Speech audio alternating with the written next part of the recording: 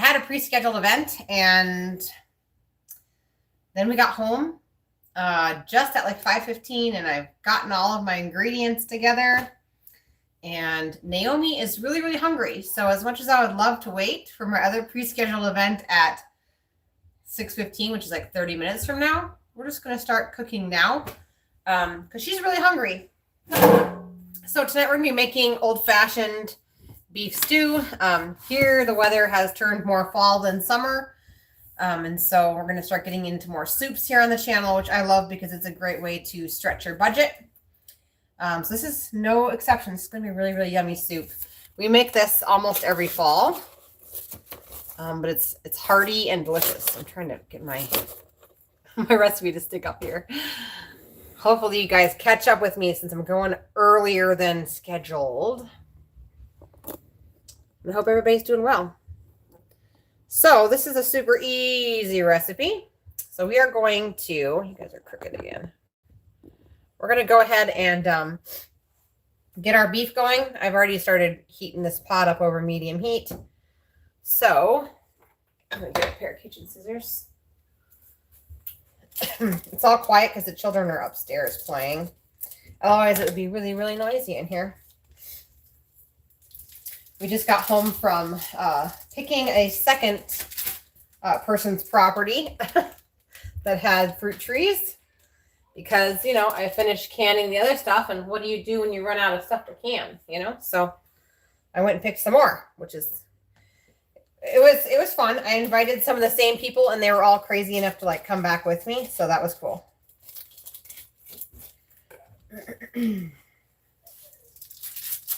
Got lots more pears and apples, but I tried not to take too much because I want to be able to process it. And I'm actually thinking we're probably going to end up eating most of it fresh. Because they are huge pears. Okay, so this is going to get going. This is over medium-high heat. And I've got all the ingredients here on the counter, so we're just going to keep on going here. Let's see, I think I'm going to move me to the end here. I had a friend ask me today, she came to the orchard that we just got done picking, and then she came to the second picking today. And she's like, so when do things slow down here? Like, when is there nothing left to preserve? Like, if I just live through, you know, to like December. Starts to feel a little. Okay, so this is a garden onion, so yes, it's a little bit dirty. It came from my garden. We're going to put a whole large onion, it's a big one, into the pot. I'm just happy that I have found friends that are as crazy as I am and like to preserve their food, because that's a hard thing to find these days, is people who wouldn't shy away from like 300 pounds of free fruit. All right, I'm just going to peel this peeling off over here because it's got a little dirt on it. I want to put that on our chopping mat. All right. You know what I should get out? I should get out the chopper. I have one. Let me see if it's clean. I did the dishes earlier, so it should be clean.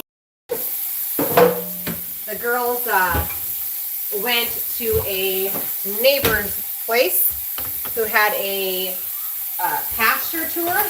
We put it on every year, and it's to show you in person, live, the main, let's see, what should I call them? The main purpose, I guess, or the main way you can do rotational grazing on your property and how that builds soil health. So anyway, my girls usually help out with that. But today, since I double booked us, we were only able to just help make the popcorn, and then we had to leave. Oops, that was right this way. So maybe next year we'll stay again. I'm just hoping that she had a nice big crowd, because when we left, it didn't look like very many people were coming.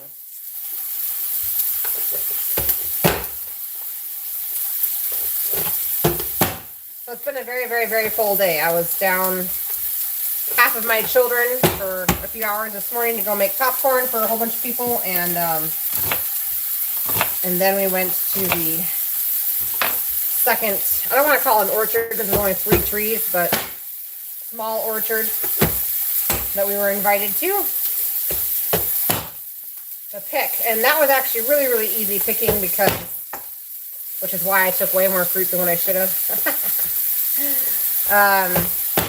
It was easy picking because there was a telehandler there with like a platform to stand on, so that was pretty cool. All right, there's my 1 whole onion, the large one. I'm going to give that meat a stir because it is simmering to the bottom.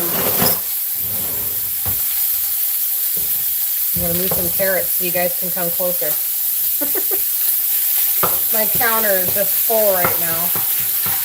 I've got yogurt going in the Instant Pot like directly behind you. And dishes that I washed this morning drying on the counter behind that. And then a lot of eggs. I have a ton of eggs. I'm going to add just a little bit of lard to the pot so that this doesn't burn to the bottom. Grass-fed beef is a little bit leaner than other beef, which I love. I love grass-fed, but sometimes you have to add a little bit of fat in there to make it so it doesn't stick so bad. Okay, so my chopper here, I'm going to go ahead, if you guys are curious. Amazon purchase, way worth it, okay? I'm going to switch you guys back again. And we're going to switch out the blade. Actually, yeah, we'll switch out the blade and we'll put it back on in. We're going to go with a smaller one for the garlic. So all I have to do is peel it. We want to make sure that we're buying fresh garlic from the store if you're not growing it, because the stuff that's already diced in the container, that has preservatives in it. It's soaking in preservatives, so it's cheaper to buy raw garlic anyway. It's better for you, and it's not too bad to peel, except for that one was a little bit stubborn. And in this case, really, really easy to chop. Whoops, unless that happens. Hang on. This actually like broke in the back. I've had this for a year. So I have to give it some credit. I gotta buy another one. It's the longest lasting chopper that I've had in like 10 years, so.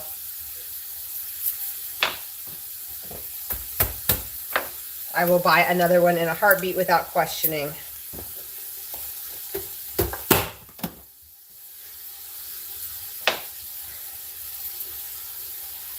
Ooh. I'll have to show you guys how big the pears are that we picked today. They are huge. And part of me wants to, like, you know, cut them in half and then can them up, you know, so it's all pretty on the shelf. But I don't need any more canning work, so I'm going to try and just, I have some restaurant, like plastic restaurant flats.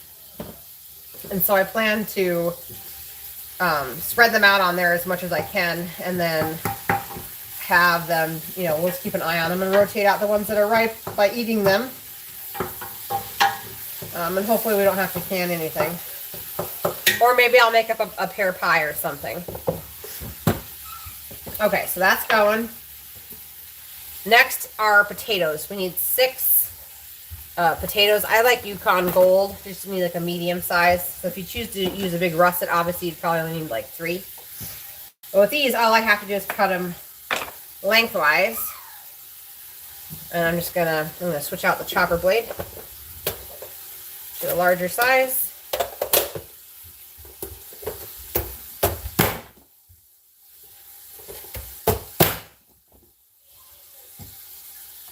And it just chops it to a nice size for soups. Some of these I might have to chop into thirds in order to use the chopper. This one's a little bit big. I'm not going to do this one lengthwise because it won't quite fit on there. So this will be a couple of discs.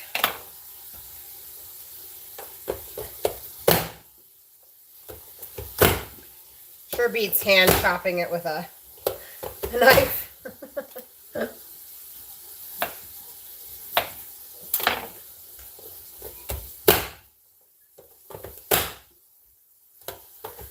The only thing that I'm a little hesitant to do in this is carrots.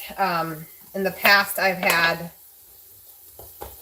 slice or dice or things like this break because of carrots, and so I don't typically do carrots in them. I don't typically do celery. This chopper is amazing when you go to make like salsa, because you can just chop everything into the bottom. So there we go. There's 6 medium potatoes into the pot. And then we're done with this for tonight. All right, we're going to go ahead and add some broth. So we need to add 3 quarts of broth. So this is my home canned stuff here. Sorry, I keep bumping you. I was supposed to start a roaster full of broth last night and forgot. So we're using my canned stuff, which I kind of cringe at because I know how much work it is to can this stuff. And I'd rather just take it straight out of a roaster, but that's okay. So there we go. 3 quarts or 3 32-ounce containers if you're buying it from the store. That's just hanging out there. All right, the next ingredient is carrots. So I've got a bunch of these Azure carrots. We're supposed to be doing 6 medium ones. So I'm just going to dice these up as fast as I can. Get them on in. And again, the heat's on medium high. So it should start cooking here. Okay, probably not that knife. I'll do this one.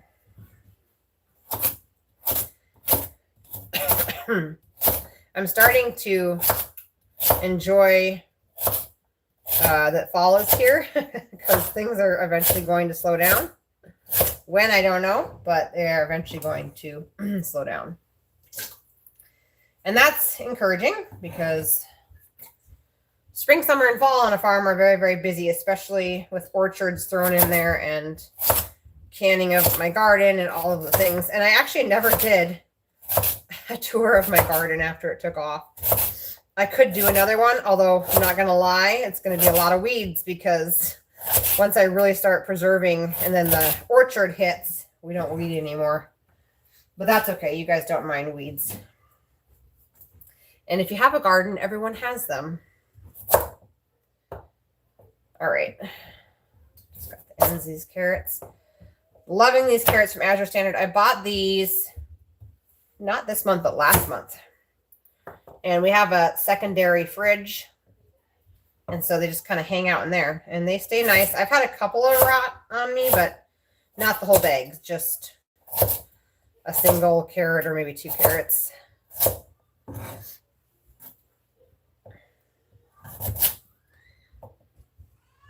But I used to store carrots in a metal trash can down at the old house in our root cellar that was all dirt. And I would do single layer, make sure they're not touching carrots. And then you do a buffer or a layer, whatever you want to call it, of peat moss. And that peat moss you'd keep it moist and it would keep your carrots good. And I actually stored I left 1 carrot in there and stored it for an entire year like that without refrigeration, just down in my root cellar, which if you have a basement, that would work as well. They store for a really long time. It's just keeping the medium that you're keeping them in moist. So sand works. I used peat moss at the time. Both of those work, but you have to check on them and add water as needed so the carrots stay nice and moist. But that carrot a year later that I left in there was still good. Didn't have any weird taste or anything. And also, with our fruit, we don't have a root cellar yet. I can't wait to get one in. I'd like to do a root cellar with a cold room on the back of it. So that I have somewhere to store things that need to be kept a little bit cooler. All right, there's the carrots. I don't have that yet, and that's okay. So the next ingredient we're going to do is diced tomatoes. So these are fresh tomatoes from my garden. It's 1 quart of diced tomatoes. I just cut up tomatoes because I hate to open a jar of diced tomatoes just to make dinner when I have fresh ones waiting to go on in. Okay, Now I'm going to have to run over and get the next ingredient here.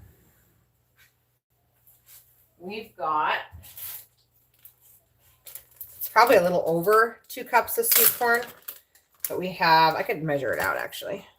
It's supposed to just be 2 cups, but whether or not it actually ends up as 2 cups is another story. 2 cups of sweet corn. My kids love sweet corn. I love sweet corn, so I'm not going to be too offended if a little extra gets on in there. Okay, so 2 cups of sweet corn.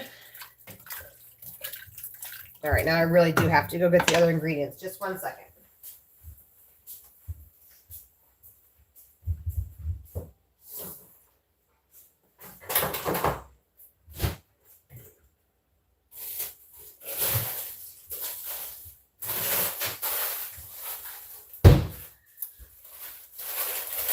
Had to go to the freezer. So we have homegrown green beans that are going to go into this. And we also have celery. Now, I forgot to put the case of celery that I bought from Azure on my Azure haul from yesterday. I bought an entire case. I do that every fall. Usually it goes on sale between now and Thanksgiving. And I just go ahead and buy a whole case. I chop it up and we just freeze it. I don't blanch it. I don't do anything because we're going to be using it through the winter. And it usually lasts us about 6 months. 5 months, 6 months, something like that. Okay, so we need 4 celery stalks. So I'm going to do the equivalent of that. I'm going to kind of guess.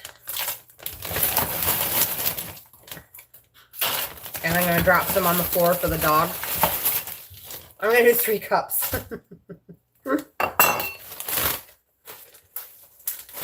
And then we need 2 cups of green beans. These are like multiple colors because I planted, I think they're called Gold Rush beans in there too.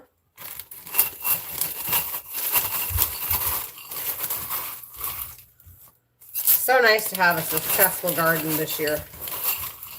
Usually the beans are a flop because I don't water enough. I'm going to add a little extra because that second cup was a little shy. Okay, I'm going to go put this into the freezer and I'll be right back.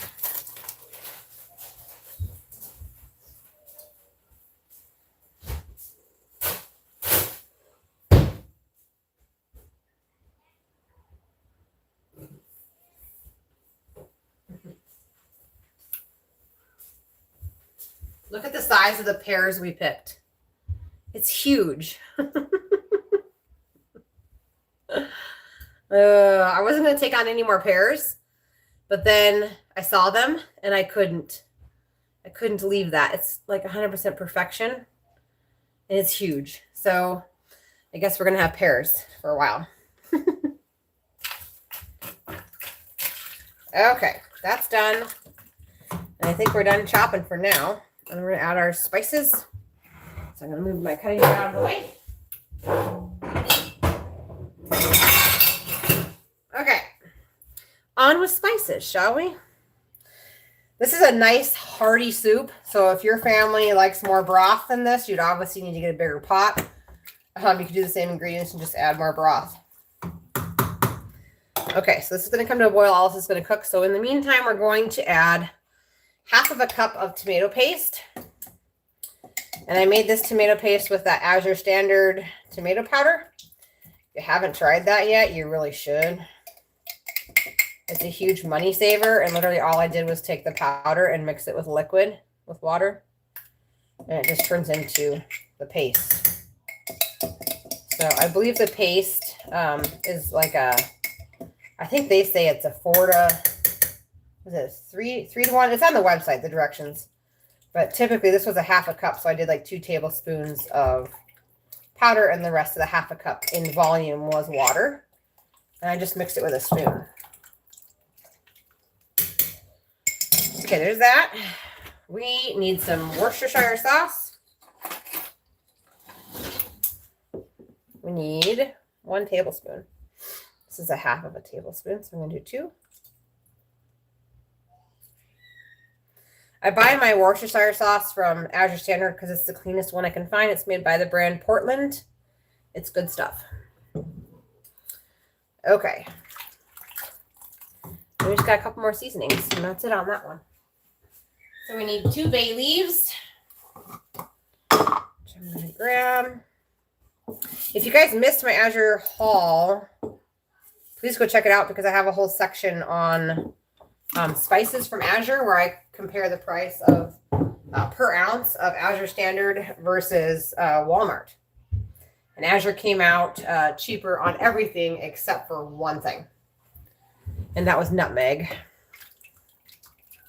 All right, we're going to add some salt to this too. Let me grab it here.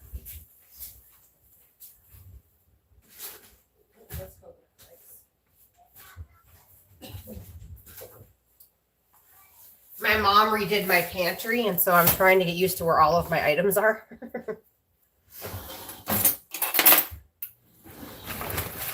All right, so I'm going to do, this is 1/8 of a cup scoop. It's tiny.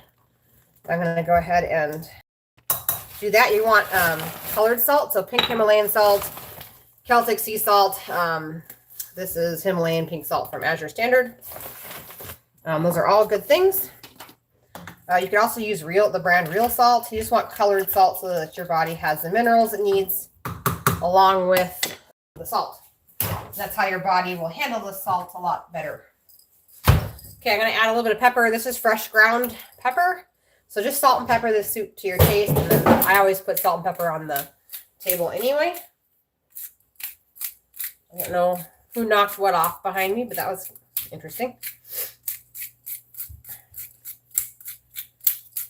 My kids are not huge pepper fans, so this is probably close to pushing 1.5 gallons of soup total. So if you want less than this, you're going to want to divide all the ingredients in half. But this is just going to simmer. This will probably be done in the next 30 minutes or so. Basically only needs to simmer until your vegetables are soft, and then it's ready to eat. And that's all there is to it.